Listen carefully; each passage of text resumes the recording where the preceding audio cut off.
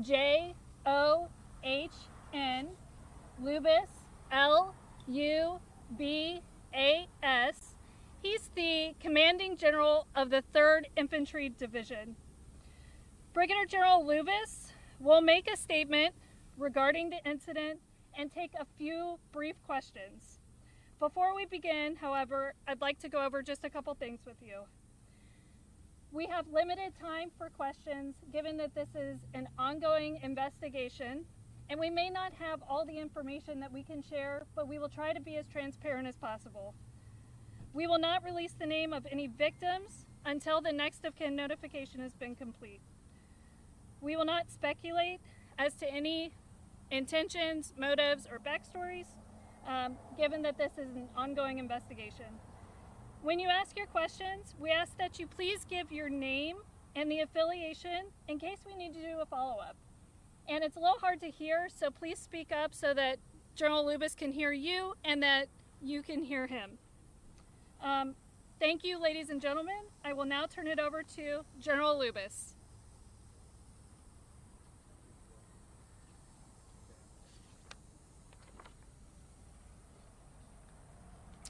Good afternoon, ladies and gentlemen, and thank you for joining us. This morning, shortly before 11 o'clock, an active duty soldier assigned to Fort Stewart, Georgia, shot and wounded 5 of his fellow soldiers here on Fort Stewart. Thankfully, all are in stable condition and all are expected to recover. The alleged shooter is in custody. We have reestablished security. I have lifted all lockdown measures on Fort Stewart, and there is currently no threat to the local community. I'd like to recognize and thank our Army law enforcement and medical personnel and our partners from local, state, and federal law enforcement and emergency services for their quick response and support. I would also like to thank the brave soldiers who immediately intervened and subdued the shooter. These soldiers, without a doubt, prevented further casualties. Our wounded soldiers were initially evacuated to Wynn Army Community Hospital right here on Fort Stewart. All arrived in stable condition, and 3 of the 5 required surgical intervention. 2 have been transported to Memorial Hospital in Savannah, Georgia for additional care. We have identified the alleged shooter as Sergeant Quornelius Radford, an automated logistics sergeant assigned to 2nd Brigade Combat Team. Sergeant Radford has not previously deployed to combat. Sergeant Radford has been interviewed by the Army Criminal Investigation Division and is currently in pretrial confinement, awaiting a charging decision by the Office of the Special Trial Counsel. Right now, our primary focus is first on caring for our injured soldiers and their families, and also supporting the soldiers of the Spartan Brigade. All of the families of the victims have been notified, and we're wrapping our arms around them and ensuring we provide them all the support that we can. Before I take questions, I want to remind you that this is an ongoing investigation and we're still gathering questions. And ladies and gentlemen, I'll now take your questions. General Lewis will be in Coastal News. Can you give us what unit he was assigned to and how long he served in the Army? You didn't mention that. Yeah, he is assigned to one of our sustainment units here in 2nd Brigade Combat Team at Fort Stewart, and I will have to confirm how long he served with us. Yes, sir. Corresponding with the Associated Press, as best you can, knowing it's still early, can you walk us through where this happened, what happened in the shooting, and were the victims subordinates to the sergeants, or were they people over him in rank? Yeah, right now it's premature, and we're gathering a lot of the information. What we know is this soldier, the shooting occurred at the soldier's place of work.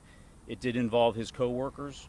We're still not certain about the motivations, but again, he's been interviewed by Army investigators, and we believe we'll gain more information here shortly. Yes, ma'am.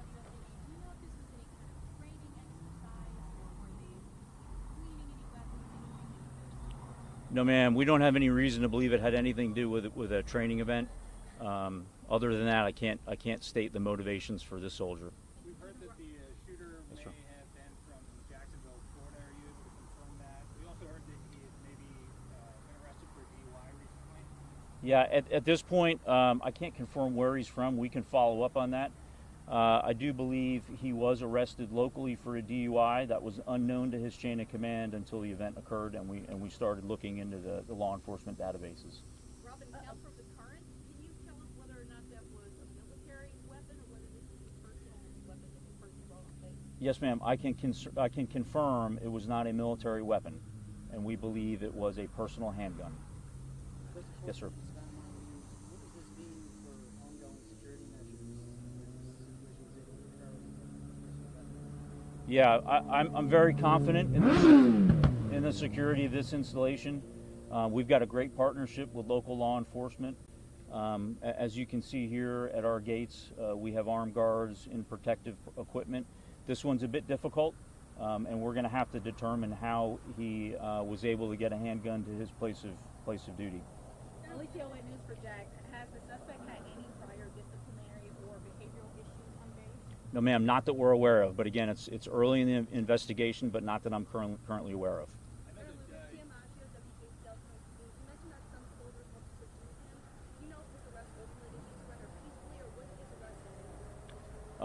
I don't have the details on that, but I know that his soldiers in the area that witnessed the shooting immediately and without hesitation tackled the soldier, subdued him, that allowed law enforcement to then take him into custody.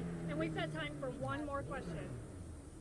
I know that you can't speak to the motivation, but if this turns out to be some situation where somebody had extremist beliefs or maybe classified as a terrorist attack, I mean, how does that change the basis for response or the basis of investigation moving forward? Yeah, currently we have no reason to believe any of that is the case. However, we continuously assess the threat environment, both in the immediate area and across our Army and DoD installations, and we will address the threat level accordingly. Do you have the rank of the shooter? Yes, sir. He was a sergeant. Ladies and gentlemen, thank you for your questions, and again, thanks to the local responders and the local community for their help. Thanks, and have a great afternoon.